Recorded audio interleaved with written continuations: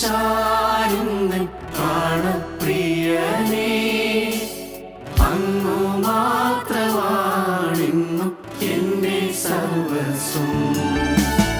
അങ്ങേപ്പോലെൻ ദൈവമില്ലാരുള്ളി ലോകേ, അങ്ങിലല്ലാതെ വേറെയില്ലെന്നാശ്രയം.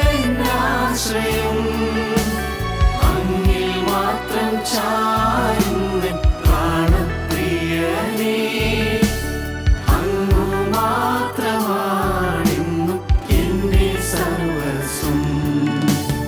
ആരാധന അങ്ങേയ്ക്കാരാധന, എന്നേശുവേ അങ്ങേയ്ക്കാരാധന. ആരാധന അങ്ങേയ്ക്കാരാധന,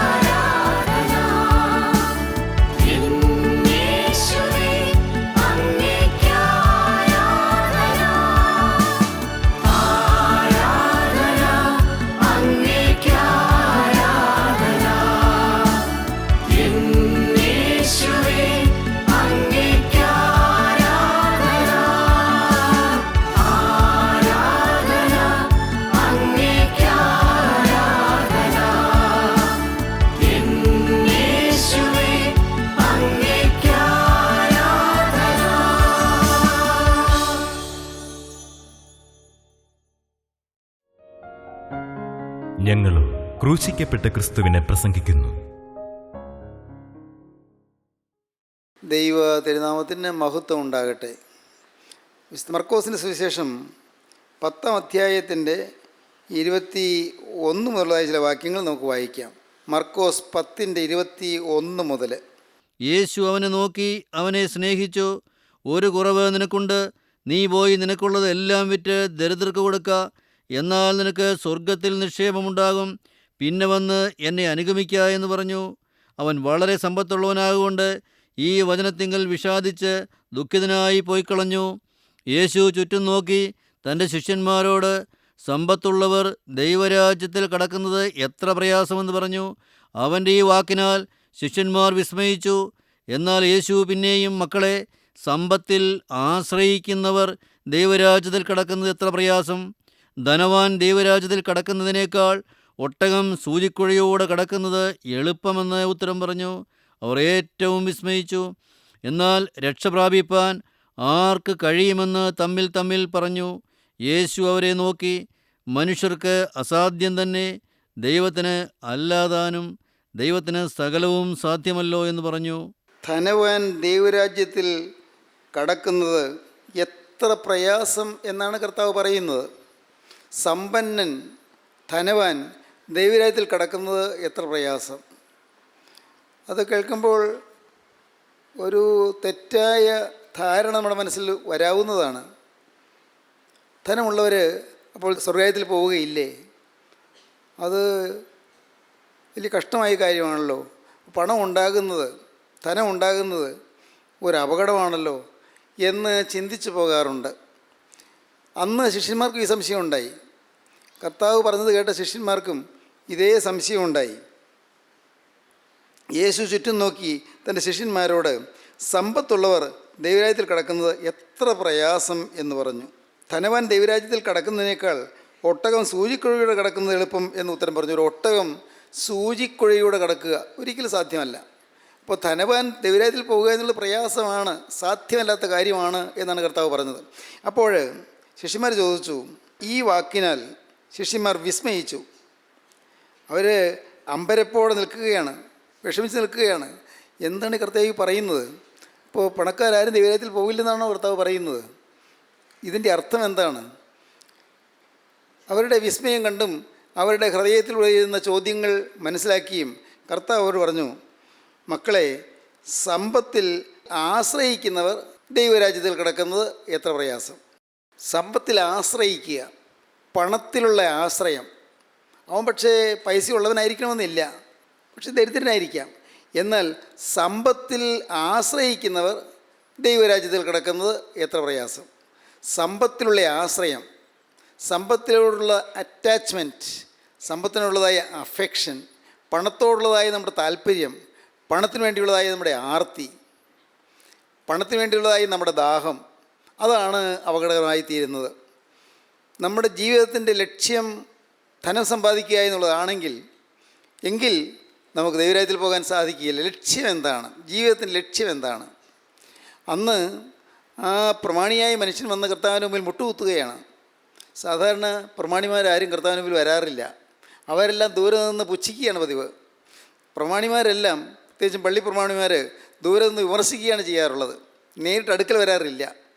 അവരടുക്ക വരുന്നുണ്ടെങ്കിൽ കർത്താവിനെ പരിഹസിക്കുവാനോ പുച്ഛിക്കുവാനോ അല്ലെങ്കിൽ കർത്താവിനെ പിടിക്കുവാനോ ആണ് വരുന്നത്. എന്തെങ്കിലും കുടുക്ക് ചോദ്യം ചോദിക്കാനാണ് വരുന്നത്. എന്നാൽ അന്ന് ആ പ്രമാണിയായ മനുഷ്യൻ അങ്ങനെയല്ലായിരുന്നു. ഒരു നല്ല ലക്ഷ്യമുള്ള ഒരാളാണ്, ഒരു നല്ല ലക്ഷ്യബോധമുള്ള ഒരു യുവാവാണ്. നാം വായിക്കുന്നത് ലൂക്കോസിൻ്റെ സുവിശേഷം 18-ാം അധ്യായം 24-ാം വാക്യം വായിക്കാം. അവിടെ ആ പ്രമാണിയായ മനുഷ്യൻ വന്ന് കർത്താവിന് മുമ്പിൽ മുട്ടുകുത്തുകയാണ്. നമുക്ക് വായിക്കാം ലൂക്കോസ് 18:24. ഒരു പ്രമാണി അവനോട്, നല്ല ഗുരു, ഞാൻ നിത്യജീവനെ അവകാശമാക്കേണ്ടതിന് എന്തു ചെയ്യണമെന്ന് ചോദിച്ചു. ദൈവത്തിന് സ്തോത്രം. ഒരു പ്രമാണി അവനോട്, ഞാൻ നിത്യജീവൻ പ്രാപിക്കേണ്ടതിന് ഞാൻ എന്താണ് ചെയ്യേണ്ടത് എന്ന് ചോദിക്കും. നല്ല ഉദ്ദേശം, നല്ലൊരു യുവാവ്, പ്രമാണിയായ മനുഷ്യൻ. അവൻ്റെ ലക്ഷ്യം നല്ലതാണ്. ദൈവരാജ്യത്തിൽ കടക്കണം, ദൈവരാജ്യത്തിൽ പ്രവേശിക്കണം, നിത്യജീവൻ പ്രാപിക്കണം. നല്ലൊരു ലക്ഷ്യത്തോടെ വന്നു. വരേണ്ടയാളുടെ അടുക്കൽ തന്നെ വന്നു. ചോദിക്കേണ്ട ചോദ്യം തന്നെ ചോദിച്ചു. ശ്രദ്ധിക്കൂ, ചോദിക്കേണ്ടതായ ഒരു ചോദ്യം, ഒരു മനുഷ്യൻ്റെ ഹൃദയത്തിൽ ഉയർന്നു വരേണ്ടതായ ചോദ്യമാണ് ചോദിച്ചത്. ഏത് മനുഷ്യൻ്റെയും ഉള്ളത്തിൽ വരേണ്ടതാണ്. നിത്യജീവൻ പ്രാപിക്കാൻ എന്താണ് ചെയ്യേണ്ടത്? എനിക്ക് നിത്യജീവൻ വേണം, നിത്യസ്വർഗം എനിക്ക് വേണം. അതിന് ഞാൻ എന്താ ചെയ്യേണ്ടത്? ന്യായമായ ചോദ്യമാണ്, ചോദിക്കേണ്ട ചോദ്യമാണ്. അത് ചോദിക്കേണ്ട ആളോടാണ് ചോദിച്ചത്, ക്രിസ്തുവിനോടാണ് ചോദിക്കുന്നത്. സത്യമായും ക്രിസ്തുവിനോടാണ് ചോദിക്കുന്നത്. ഞാൻ എന്താ ചെയ്യേണ്ടത്? കർത്താവ് പറഞ്ഞു, കൽപ്പനകൾ പ്രമാണിക്കണം. അറിയാൻ പാടില്ലേ നിനക്ക്? കർത്താവ്, എനിക്കറിയാം കൽപ്പനകൾ പ്രമാണിക്കണം. ഞാനത് ചെറുപ്പം മുതലേ പ്രമാണിച്ചു വരുന്നു.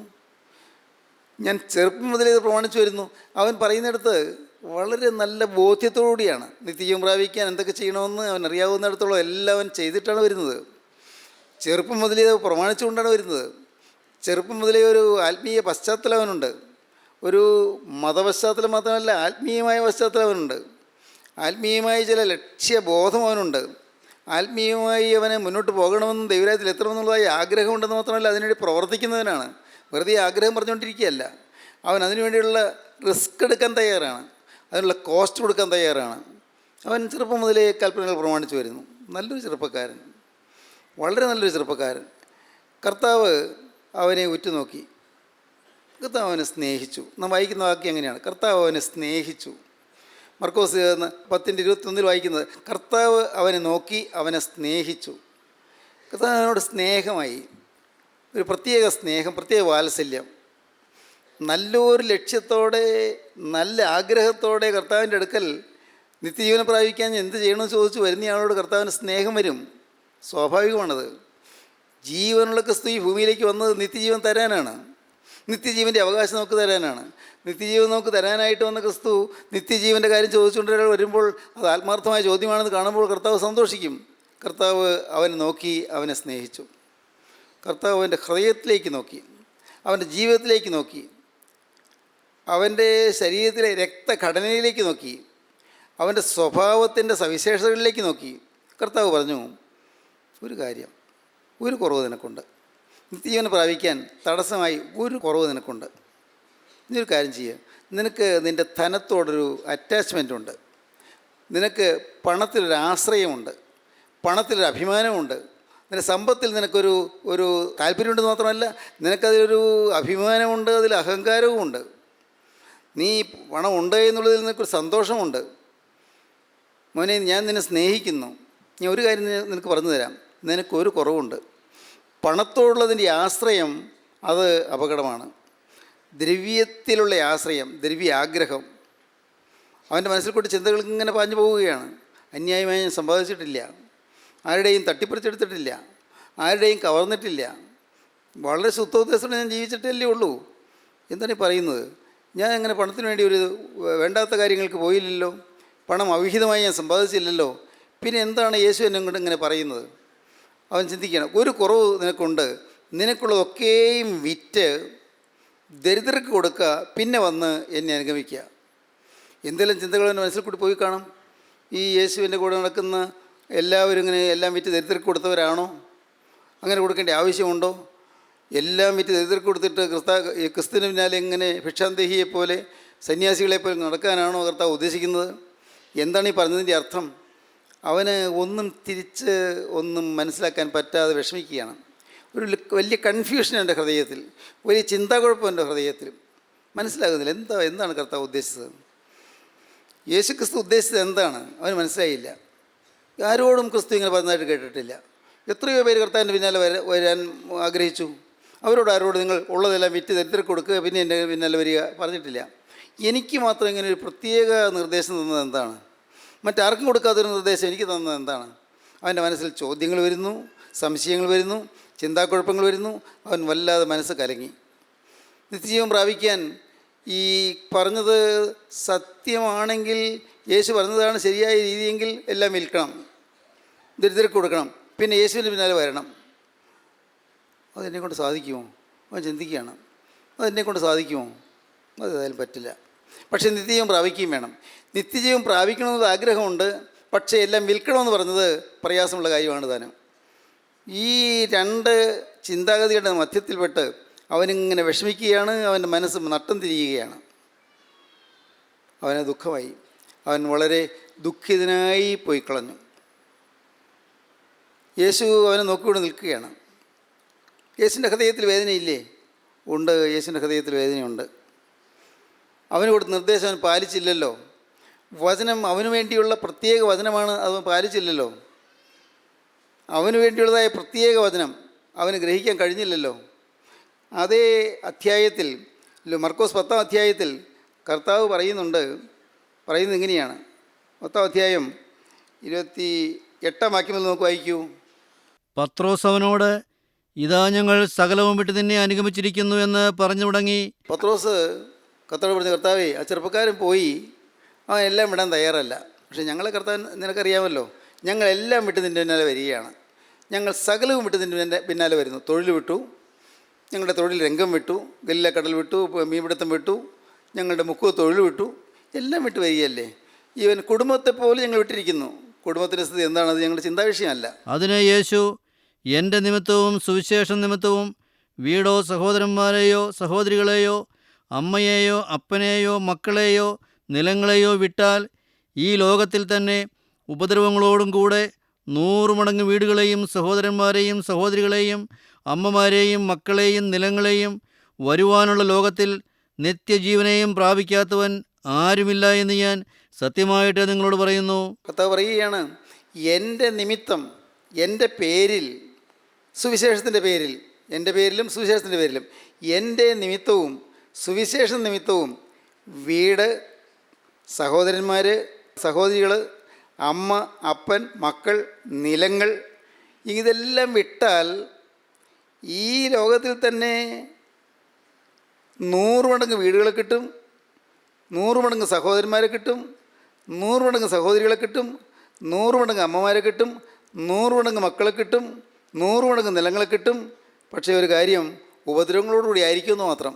ഉപദ്രവങ്ങളോടുകൂടെ 100 മടങ്ങ് വീടുകളെയും സഹോദരന്മാരെയും സഹോദരികളെയും അമ്മമാരെയും മക്കളെയും നിലങ്ങളെയും വരുവാനുള്ള ലോകത്തിൽ നിത്യജീവനെയും പ്രാപിക്കാം.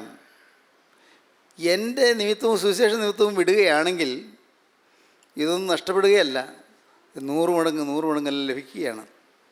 ഇത് കർത്താവിൻ്റെ ഉള്ളത്തിലുണ്ട്. പക്ഷേ ഞാൻ ചെറുപ്പക്കാരനോട് പറഞ്ഞില്ല. ഒന്ന് മുൻകൂട്ടി കർത്താവ് കാര്യം പറഞ്ഞിരുന്നെങ്കിൽ എല്ലാം വിടാൻ തയ്യാറാകുമായിരുന്നല്ലോ, എല്ലാം വിടാൻ തയ്യാറായി വരുമായിരുന്നല്ലോ, ഒന്ന് മുൻകൂട്ടി പറഞ്ഞിരുന്നെങ്കിൽ. എന്നാൽ ശിഷ്യന്മാർക്ക് അവർക്ക് കൊടുക്കുകയാണ് നിർദ്ദേശം, നിങ്ങളെല്ലാം വിട്ടെന്ന് പറയുന്നില്ലേ, എങ്കിൽ 100 മടങ്ങ് വീടുകളെയും 100 മടങ്ങ് സഹോദരി സഹോദരന്മാരെയും 100 മടങ്ങ് മാതാപിതാക്കളെയും 100 മടങ്ങ് നിലങ്ങളെയും എല്ലാം ഉപദ്രവങ്ങളോടുകൂടി ഇതൊക്കെയും നിങ്ങൾക്ക് കിട്ടും. തന്നെയല്ല, ഈ ഭൂമിയിലെ ജീവിതം കഴിഞ്ഞ് നിങ്ങൾക്ക് നിത്യജീവനം കിട്ടും എന്ന് ഞാൻ നിങ്ങളോട് സത്യമായി നിങ്ങളോട് പറയുന്നു എന്ന് പറഞ്ഞു. ദൈവത്തിന് സ്തോത്രം, ദൈവത്തിന് സ്തോത്രം. ഈ കാര്യം കർത്താവിൻ്റെ ഉള്ളത്തിലുണ്ട്. പക്ഷേ ആ യൗവനക്കാരനോട് കർത്താവ് അത് പറഞ്ഞില്ല. അതൊരു സത്യമാണ്, കർത്താവ് പറഞ്ഞില്ല. പ്രിയപ്പെട്ടവരെ, നിങ്ങളും വിശ്വസിക്കൂ, ഇന്നും ഈ വചനം പ്രസക്തമാണ്. ദൈവത്തിന് സ്തോത്രം. ആത്മാർത്ഥമായി വിശ്വാസികളുടെ ജീവിതത്തിലേക്ക് നിങ്ങളൊന്ന് നിഷ്പക്ഷമായി നോക്കിയാൽ, നിഷ്കളങ്കമായി നിങ്ങൾ നോക്കിയാൽ കാണാം എങ്ങനെയാണ് അവർ അഭിവൃദ്ധിപ്പെട്ടതെന്ന്. അത്ഭുതം തോന്നും. തൊട്ടതിനുള്ളതായ അഭിവൃദ്ധിയായിരിക്കും. എല്ലാ കാര്യങ്ങളിലും സമൃദ്ധിയായിരിക്കും. എല്ലാ കാര്യങ്ങളിലും സമാധാനമായിരിക്കും. ദൈവത്തിന് സ്തോത്രം. നിങ്ങൾക്കറിയാമല്ലോ എൻ്റെ ജീവിതത്തിലെ പല കാര്യങ്ങളും. എനിക്ക് സ്വന്തം സഹോദരനില്ല. ഒരു സഹോദരൻ ഉണ്ടായിരുന്നു, മരിച്ചുപോയി. 13ാമത്തെ വയസ്സിൽ മരിച്ചു. എനിക്ക് അപ്പനില്ല, സഹോദരനില്ല, അമ്മയും പെങ്ങളും മാത്രമേ ഉണ്ടായിരുന്നുള്ളൂ. ഒറ്റപ്പെട്ട കുടുംബം, ദുഃഖം സഹിക്കുന്നൊരു കുടുംബം, ആകെ ശോകമുഖമായ ഒരന്തരീക്ഷം, വാടി മൂടിയ അന്തരീക്ഷം. ചിരിയില്ല, വർത്തമാനമില്ല, ആഘോഷങ്ങളില്ല, വിരുന്നുകളില്ല, ആകെ അസ്വസ്ഥമായ അന്തരീക്ഷം, മൂകതയും ശോകവും തളം കെട്ടിയ അന്തരീക്ഷം. ദൈവത്തിന് സ്തോത്രം. ഞാൻ നിങ്ങൾ പറയട്ടെ, എന്നാൽ ഞാൻ എൻ്റെ ഹൃദയം യേശുക്രിസ്തുവിന് കൊടുക്കാനുള്ള ഭാഗ്യം ലഭിച്ചതിന് ശേഷം എത്രയെത്ര സഹോദരീ സഹോദരന്മാർ, എത്രയെത്ര ഭവനങ്ങൾ, എത്രയെത്ര സ്നേഹിതന്മാർ, ആത്മാർത്ഥമായി എൻ്റെ നന്മ ആഗ്രഹിക്കുന്ന, എൻ്റെ ക്ഷേമം ആഗ്രഹിക്കുന്ന എത്രയോ സഹോദരീ സഹോദരന്മാർ.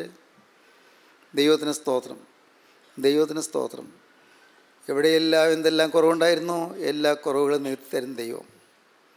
ഞാൻ നന്ദിയോടെ ദൈവത്തെ സ്തുതിക്കുകയാണ്. നിങ്ങളുടെ കാര്യം വിശ്വസിക്കൂ. എല്ലാം ക്രിസ്തുവിൻ്റെ നാമത്തിലാണോ വിടുന്നത്? വിട്ടാൽ എല്ലാം 100 മടങ്ങ് ലഭിക്കും. ക്രിസ്തുവിൻ്റെ നാമത്തിലാണോ വിടുന്നത്?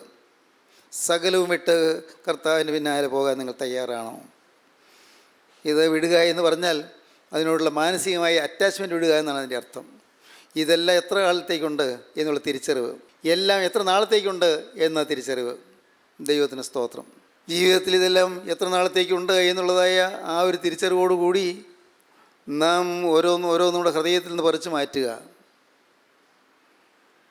ദൈവത്തിന് സ്തോത്രം. സൈഡൻ എന്ന് പറയുന്ന സ്ഥലത്ത് ആളുകൾ മണ്ണിൽ പണിതുകൊണ്ടിരിക്കുകയായിരുന്നു. അവിടെ കുറേ കുടങ്ങൾ, ചെമ്പ് കുടങ്ങൾ മണ്ണിൻ്റെ അടിയിൽ, വളരെ അടിയിൽ. വേലക്കാർ അതെടുത്ത് പൊക്കി, പണിക്കാർ. നല്ല കനം. തുറന്നു നോക്കിയപ്പോൾ സ്വർണ്ണ നാണയങ്ങളാണ്. ചെമ്പ് കുടങ്ങളിലെല്ലാം സ്വർണ്ണ നാണയങ്ങളാണ്. അയ്യോ, ആരാണ് ഈ മണ്ണിൽ ഇതെല്ലാം കൊണ്ടുവന്ന് വെച്ചത്? അവർക്ക് മനസ്സിലായില്ല. അവർ അത് ഓരോരുത്തരും അതിനുവേണ്ടി തർക്കിക്കാൻ തുടങ്ങി. ഈ ഞാനാ കണ്ടുപിടിച്ചത്, എനിക്ക് വേണം. തർക്കിച്ചപ്പോഴത്തേക്കും ആ വാർത്ത പരന്നു. അത് അവർക്ക് ആർക്കും കിട്ടിയില്ല. അത് അപ്പാടെ അത് മുഴുവനും അവരുടെ കയ്യിൽ കിട്ടാതെ അതെല്ലാം വേറെ ചിലരെ കൈവശമാക്കി. അവരുടെ കയ്യിൽ നിന്ന് പിന്നീട് വേറെ കൈമാറി വേറെ കൈവശമാക്കി. സംഭവിച്ചെന്താണെന്നറിയാമോ? അലക്സാണ്ടർ ദ ഗ്രേറ്റ് ഇതെല്ലാം സ്വന്തമാക്കിയെടുത്തു. അലക്സാണ്ടർ ചക്രവർത്തി പടയോട്ടക്കാലത്ത് ഇതെല്ലാം സ്വന്തമാക്കിയെടുത്തു. ചക്രവർത്തി അതെല്ലാം സംഭരിച്ചു. വിജയോന്മത്തനായി ചക്രവർത്തി മുന്നേറിപ്പോവുകയായിരുന്നു. സാമ്രാജ്യം വികസിപ്പിച്ചുകൊണ്ടിരിക്കുകയായിരുന്നു. സിന്ധു നദീതടങ്ങളിൽ എത്തിയപ്പോഴേക്കും ചക്രവർത്തിക്ക് ഏതോ ചില അസുഖങ്ങൾ വരുന്നത് പോലെ തോന്നി. അങ്ങനെ ചക്രവർത്തി തിരികെ പോകുമ്പോൾ ചക്രവർത്തിയുടെ രോഗം വല്ലാതെ വർദ്ധിച്ചു. 33-ാമത്തെ വയസ്സിലാണ്. അദ്ദേഹം ഒരു കാര്യം ചെയ്തു. അത് തൻ്റെ വിശ്വസ്തരോട് പറഞ്ഞു, തൽക്കാലം ഇവിടെ കുഴിച്ചു മൂടുക. ഇത് ഗ്രീസിലേക്ക് കൊണ്ടുപോയിട്ട് കാര്യമില്ല, ഇവിടെ കുഴിച്ചു മൂടുക. അവിടെ കുടത്തിലാക്കി കുഴിച്ചു മൂടി. ഇത് ആർക്കും അനുഭവിക്കാൻ പറ്റിയില്ല. ആർക്കും. എല്ലാം പിന്നീട് പലരുടെ കൈകളിൽ നിന്ന് തട്ടിച്ചെടുത്തും പറിച്ചെടുത്തും പലരും കൈവശമാക്കി. അതെല്ലാം എല്ലാവരുടെയും കയ്യിലേക്ക്, പലരുടെ കയ്യിലേക്ക് മാറി. അതിൻ്റെ പ്രയോജനം ആർക്കും കാര്യമായി കിട്ടിയില്ല. എത്ര സമ്പാദിച്ച് കൂട്ടിയാലും ഒരാളിൽ നിന്ന് മറ്റൊരാളിലേക്ക്, ആളിൽ നിന്ന് വേറൊരാളിലേക്ക് അങ്ങനെ കൈമോശം വന്ന് പോവുകയുള്ളൂ. ഇന്ന് എൻ്റേത് എന്ന് പറയുന്ന ഭൂമി നാളെ എൻ്റേതെന്ന് പറയുന്നത് വേറൊരാളായിരിക്കും. ഇന്ന് എൻ്റേതെന്ന് പറയുന്ന വീട് നാളെ അത് വേറൊരാളുടേതായിരിക്കും. ഇന്ന് എൻ്റേത് എന്ന് ഞാൻ കരുതുന്നതായ പലതും എൻ്റേതായിരിക്കുകയില്ല, വേറൊരാളുടേതായിരിക്കും. കാരണം ഏത് മനുഷ്യനും ഈ ഭൂമിയിൽ നിന്ന് വിട്ടുപോകുന്നവനാണ്. ഏത് മനുഷ്യനും ഈ ഭൂമിയിൽ നിന്ന് മാറിപ്പോകുന്നവനാണ്. മറക്കരുത്, നമ്മുടെ ജീവിതത്തിൽ ഒന്നും ശാശ്വതമല്ല. യേശുക്രിസ്തുവിൻ്റെ നാമത്തിൽ എല്ലാം നമ്മുടെ ഹൃദയത്തിൽ നിന്ന് വിട്ടാൽ നമുക്ക് ഒന്നും നഷ്ടമാവുകയല്ല, നമുക്കെല്ലാം തിരികെ കിട്ടുകയാണ്. ഒന്നും നഷ്ടമാവുകയില്ല. ദൈവത്തിന് സ്തോത്രം. നിങ്ങളുടെ സന്തോഷങ്ങൾ നഷ്ടമാവുകയില്ല, നിങ്ങളുടെ കുടുംബജീവിതം നഷ്ടമാവുകയില്ല, നിങ്ങളുടെ ഭാര്യയോ നിങ്ങളുടെ ഭർത്താവോ നഷ്ടമാവുകയില്ല. ദൈവത്തിന് സ്തോത്രം. ഭാര്യ യോഗത്തിന് പോകുന്നതിൽ അതൃപ്തി കാണിക്കുന്ന ഭർത്താവുണ്ട്, ഭർത്താവ് കൂട്ടായ്മയ്ക്ക് പോകുന്നതിൽ അതൃപ്തി കാണിക്കുന്ന ഭാര്യയുണ്ട്. പ്രിയപ്പെട്ടവരെ, ഞാൻ പറയട്ടെ, നിങ്ങളുടെ പ്രിയപ്പെട്ടവർ എത്രത്തോളം കർത്താവിന് വേണ്ടി ചെലവഴിക്കപ്പെടുന്നുവോ അത് ഭാഗ്യം. നിങ്ങളുടെ മക്കൾ കർത്താവിന് വേണ്ടി ചെലവഴിക്കപ്പെട്ടാൽ ഭാഗ്യം. യേശുവിന് വേണ്ടി നിങ്ങളുടെ മക്കൾ ഓടുന്നെങ്കിൽ ഭാഗ്യം. യേശുവിന് വേണ്ടി നിങ്ങളുടെ ഭർത്താവ് ഓടുന്നെങ്കിൽ മഹാഭാഗ്യം. യേശുക്രിസ്തുവിൻ്റെ വേലയ്ക്ക് വേണ്ടി ഭാര്യ അതിനുവേണ്ടി അധ്വാനിക്കുന്നെങ്കിൽ മഹാഭാഗ്യം. യേശുക്രിസ്തുവിൻ്റെ വേലയെ പ്രതി, യേശുക്രിസ്തുവിൻ്റെ നാമത്തെ പ്രതി കർത്താവിൻ്റെ മക്കളെ ശുശ്രൂഷിക്കുവാനോ, കർത്താവിൻ്റെ മക്കളെ പരിചരിക്കുവാനോ, കർത്താവിൻ്റെ മക്കൾക്ക് ആഹാരം കൊടുക്കുവാനോ ഒരു വീട്ടമ്മ തയ്യാറായാൽ അവൾ ഭാഗ്യവതി. ദൈവത്തിന് സ്തോത്രം. ദൈവത്തിൻ്റെ വലിയ നാമം മഹത്വപ്പെടട്ടെ. ഞാൻ നിങ്ങളോട് പറഞ്ഞിട്ടുണ്ടല്ലോ, ഈ ഞങ്ങളുടെ പള്ളിയിൽ വരുന്ന സുവിശേഷകരെല്ലാം അമ്മയോട് വിളിച്ചുകൊണ്ട് വരുമായിരുന്നു. സുവിശേഷകർ വരുന്നവർ ആരെല്ലാം വന്നാലും അമ്മ ഇവിടെ വിളിച്ചുകൊണ്ട് വന്ന് ഇവിടെ താമസിപ്പിക്കും, ഭക്ഷണം കൊടുക്കും. എനിക്ക് തോന്നുന്നു അന്ന് കേരളക്കരയിൽ ഉണ്ടായിരുന്ന സുവിശേഷകർ ബഹുഭൂരിപക്ഷം പേരും ഇവിടെ വന്നിട്ടുണ്ട്. ദൈവത്തിന് സ്തോത്രം. ഇവിടെ താമസിച്ചിട്ടുമുണ്ട്. എന്നാൽ ദൈവത്തിൻ്റെ വലിയ നാമം മഹത്വപ്പെടട്ടെ. ഇന്ന് അതിൻ്റെ എല്ലാം ഫലം ഇന്ന് ഞാനാണ് അനുഭവിക്കുന്നത്. ഞാൻ അനുഭവിക്കുന്നു, എൻ്റെ മക്കൾ അനുഭവിക്കുന്നു. എവിടെ ചെന്നാലും സ്വീകരണം, ദൈവമക്കൾ സ്വീകരിക്കുന്നു. തെറ്റിദ്ധരിക്കുന്നവരിൽ ഉണ്ട്, എനിക്കറിയാം, തെറ്റിദ്ധരിക്കുന്നവരുണ്ട്, എതിർക്കുന്നവരുണ്ട്. എന്നാൽ പക്ഷേ അനേകം ആളുകൾ വളരെ ആദരവോടെ കൈക്കൊള്ളുന്നു. ഞങ്ങൾ ഭക്ഷണം കഴിക്കണമെന്ന് അവരാഗ്രഹിക്കുന്നു, ഞങ്ങളിവിടെ താമസിക്കണമെന്ന് ആഗ്രഹിക്കുന്നു. അങ്ങനെ ഒന്നും നഷ്ടമാകുന്നില്ല. ഞാൻ ഭൗതികമായി കാര്യം നിങ്ങളോട് പറയുകയാണ്. ഭൗതികമായി നിങ്ങൾക്കൊന്നും നഷ്ടമാവുകയില്ല. ആത്മീയമായിട്ടോ നിങ്ങൾക്ക് നിത്യവും പ്രാപിക്കാൻ സാധിക്കുകയും ചെയ്യും. എല്ലാം വിട്ടുകളയുക, എല്ലാം കൈകളിൽ നിന്ന് വിട്ടുകളയുക. യേശുക്രിസ്തുവിനെ നിങ്ങളുടെ നാഥനായി നിങ്ങൾ സ്വീകരിക്കുക. യേശുക്രിസ്തുവിന് നിങ്ങളുടെ ഹൃദയം കൊടുക്കുക. അന്ന് ആ യുവാവ് ദുഃഖിതനായി പോയി കളഞ്ഞതുപോലെ നിങ്ങളാരും ദുഃഖിതരായി പോകേണ്ടവരല്ല. നിങ്ങൾ ഓരോരുത്തരും കർത്താവായ യേശുവിനെ കൈക്കൊണ്ട് യേശു വരുന്നതായ സ്നേഹവും വിശ്വാസവും അനുഭവിച്ച് നിങ്ങൾ സൗഭാഗ്യ ജീവിതം നയിക്കേണ്ടവരാണ്. സമാധാന ജീവിതം നിങ്ങൾക്ക് ലഭിക്കും. ക്രിസ്തുവിന് വേണ്ടി നിങ്ങൾ ചെലവഴിച്ചുകൊള്ളൂ. ക്രിസ്തുവിന് വേണ്ടി നിങ്ങളുടെ സമയം ചെലവഴിച്ചുകൊള്ളൂ. ക്രിസ്തുവിന് വേണ്ടി നിങ്ങളുടെ മൈറ്റ്, നിങ്ങളുടെ ശക്തി ചെലവഴിച്ചുകൊള്ളൂ. ക്രിസ്തുവിന് വേണ്ടി നിങ്ങളുടെ കഴിവ് ചെലവഴിച്ചുകൊള്ളൂ. ക്രിസ്തുവിന് വേണ്ടി നിങ്ങളുടെ വൈദഗ്ധ്യം ചെലവഴിച്ചുകൊള്ളൂ. ക്രിസ്തുവിന് വേണ്ടി നിങ്ങളുടെ വിദ്യാഭ്യാസം ചെലവഴിച്ചുകൊള്ളൂ. ക്രിസ്തുവിന് വേണ്ടി നിങ്ങളുടെ ശരീരം ചെലവഴിച്ചുകൊള്ളൂ. പ്രിയപ്പെട്ടവരെ, ക്രിസ്തുവിന് വേണ്ടി നിങ്ങളുടെ ബുദ്ധി ചെലവഴിച്ചുകൊള്ളൂ. ക്രിസ്തുവിന് വേണ്ടി നിങ്ങൾക്കുള്ളതെല്ലാം ചെലവഴിക്കൂ. എല്ലാം ക്രിസ്തുവിന് വേണ്ടി. യേശുവേ, എല്ലാം നിനക്ക് വേണ്ടി. കർത്താവിന് സ്തോത്രം. അങ്ങനെ ഒരു പുതിയ തീരുമാനത്തിലേക്ക് നിങ്ങൾക്ക് വരാൻ പറ്റുമോ?